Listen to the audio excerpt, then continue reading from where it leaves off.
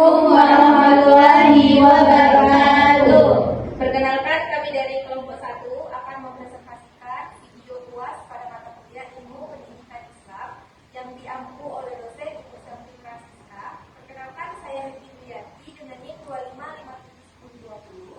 25571020. Perkenalkan, saya Intan Pratima Putri dengan NIM 25571012. Saya Trisha Dipa Putri dengan NIM 25571021. Dan saya Nur Fitriani dengan NIM 25571019. Saya Dede Darmayanti dengan NIM 25571016. Saya Mata. Selamat menyaksikan video kami.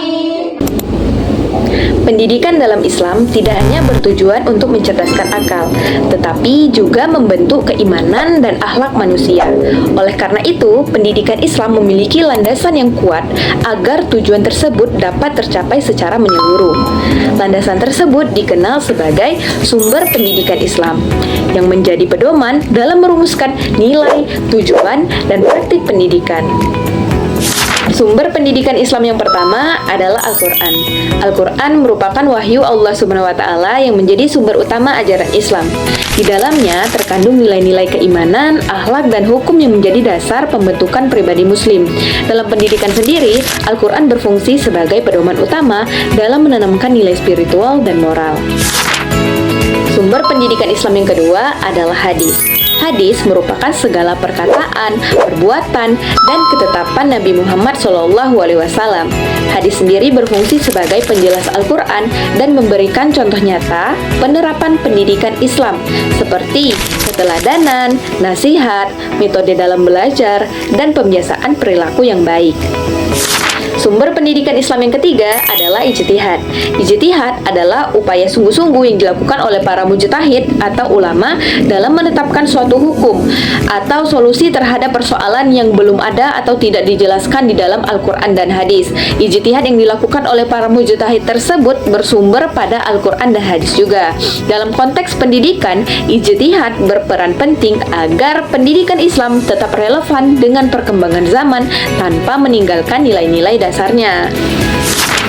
Dengan demikian, dapat disimpulkan bahwa Al-Quran, hadis, dan ijtihad merupakan sumber pendidikan Islam yang saling melengkapi.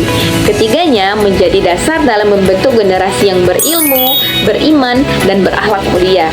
Memahami sumber pendidikan Islam berarti memahami arah dan tujuan pendidikan itu sendiri.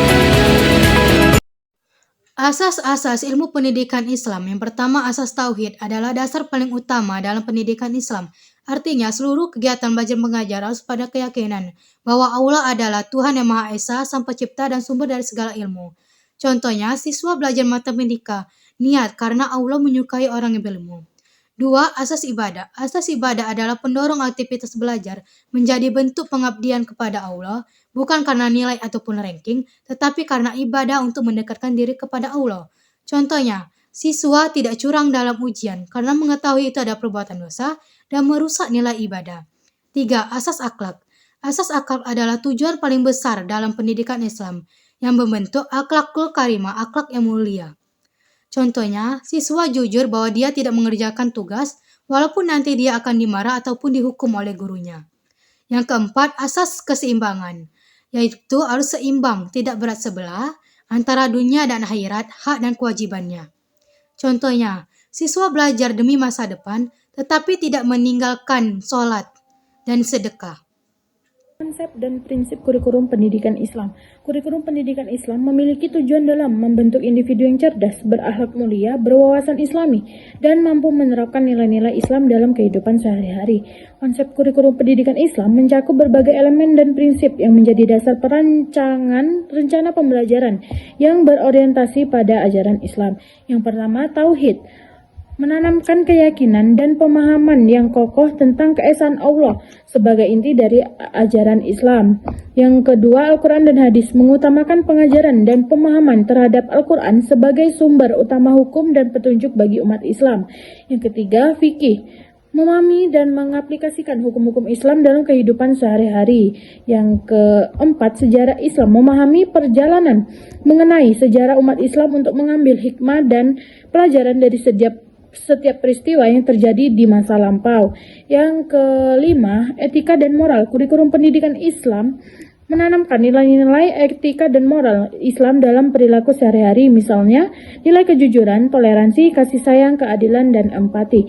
Yang keenam, akhlak dan budi pekerti, membentuk karakter yang baik dan berakhlak mulia sesuai dengan tuntunan Islam sehingga siswa menjadi individu yang bermanfaat bagi masyarakat.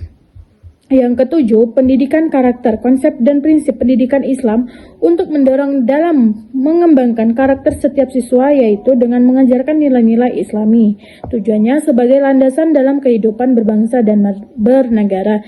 Yang kedelapan, mengembangkan keterampilan, tidak hanya fokus pada program pendidikan agama. Kurikulum pendidikan Islam mengajarkan keterampilan yang relevan dengan kebutuhan di lingkungan masyarakat dan dunia kerja. Tentunya tidak lepas dari nilai-nilai Islam yang menjadi konsep dasar kurikulum pendidikan Islam. Peserta didik dalam pendidikan Islam.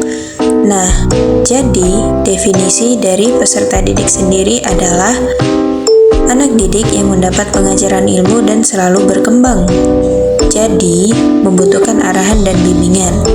Lalu, kebutuhan peserta didik meliputi kebutuhan fisik, sosial, mandiri, ingin disayangi, dan juga kebutuhan curhat. Dan juga karakteristik peserta didik yang pertama unik, rasa ingin tanya tinggi, ingin selalu belajar, dan mempunyai karakter yang berbeda. Lalu apa sih kesimpulannya? Nah, bisa teman-teman baca sendiri ya. Dan kita akan mendengarkan sedikit penjelasan dari calon ibu guru kita. Silahkan disimak ya. Karakter. Nah, karakter ini sangat berdampak pada peserta didik. Kenapa? Karena karakter itu terbentuknya tidak hanya dari lingkungan sekolah, namun juga dari lingkungan keluarga, masyarakat, dan juga lingkungan pergaulannya. Seperti hadis yang berbunyi An-Nabi Hurairah radhiyallahu anhu, "Kullu mauludin yuladu 'alal fitrah, fa abawahu yuhawwidanihi aw yunasranihi yumajjisanihi." Yang artinya setiap anak yang lahir itu dalam keadaan fitrah atau suci dan bersih.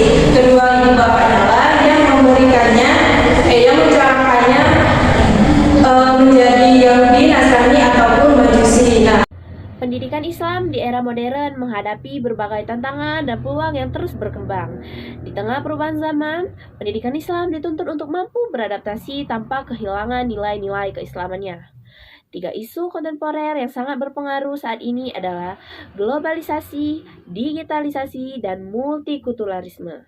Globalisasi membawa arus pertukaran informasi, budaya, dan nilai-nilai secara cepat dan luas. Dalam konteks pendidikan Islam, globalisasi memberikan peluang untuk memperkenalkan nilai-nilai Islam ke tingkat global. Namun, di sisi lain, globalisasi juga menghadirkan tantangan berupa masuknya budaya asing yang tidak selalu sejalan dengan ajaran Islam. Oleh karena itu, pendidikan Islam harus mampu memberikan peserta didik dengan akidah yang kuat serta sikap kritis dalam menyaring pengaruh global. Digitalisasi telah mengubah cara belajar dan mengajar.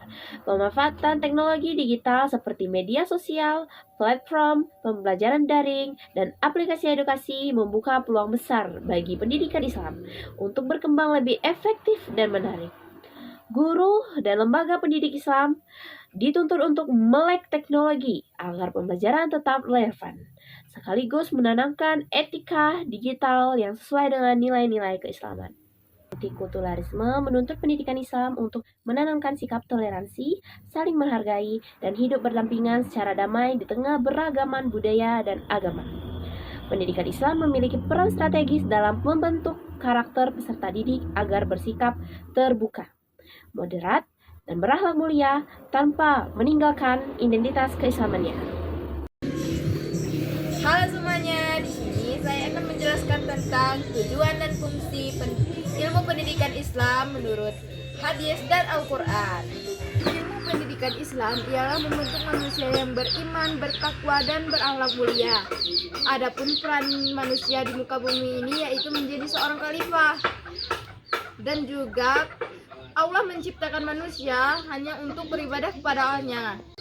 Adapun fungsi dari ilmu pendidikan Islam yaitu menjaga fitrah manusia. Rasulullah pernah bersabda, setiap anak yang dilahirkan di muka bumi ini dengan keadaan fitrah. Dengan adanya pendidikan Islam ini, fitrah seseorang terjaga sesuai dengan ajaran Al-Quran. Pada akhirnya, ilmu pendidikan Islam mewujudkan kehidupan yang bahagia di dunia dan akhirat. Dengan menyeimbangkan aspek rohani dan juga jasmani. Dengan demikian, ilmu pendidikan Islam menjadi pedoman agar masyarakat menjadi lebih beradab sesuai dengan tuntutan Al-Quran. Nah, itulah tadi pembelajaran tentang tujuan dan fungsi ilmu pendidikan Islam. Materi berikutnya akan dijelaskan oleh teman saya. Sekian video presentasi dari